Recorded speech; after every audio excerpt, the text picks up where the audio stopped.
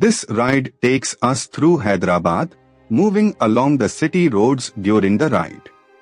The mood here is calm and focused, with the sound of the engine carrying us through the changing rhythm of the streets. Let the road unfold naturally as we settle into this stretch.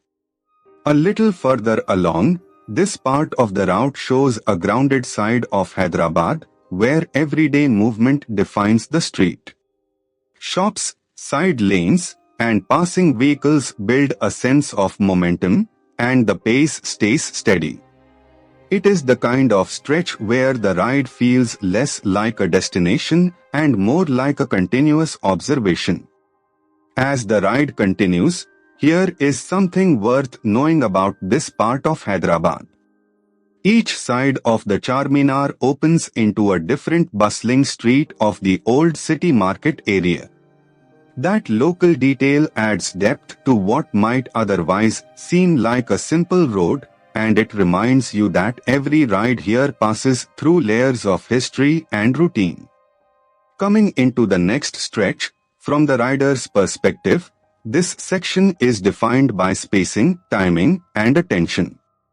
Traffic flows in its usual unpredictable pattern, so every opening on the road matters. The experience becomes less about speed and more about reading the street early, staying smooth, and keeping the ride controlled. Further down the route, as the route continues, the presence of history Chomhalla gives this stretch a stronger sense of place. Landmarks like this help anchor the ride because they turn a moving sequence of roads into something memorable.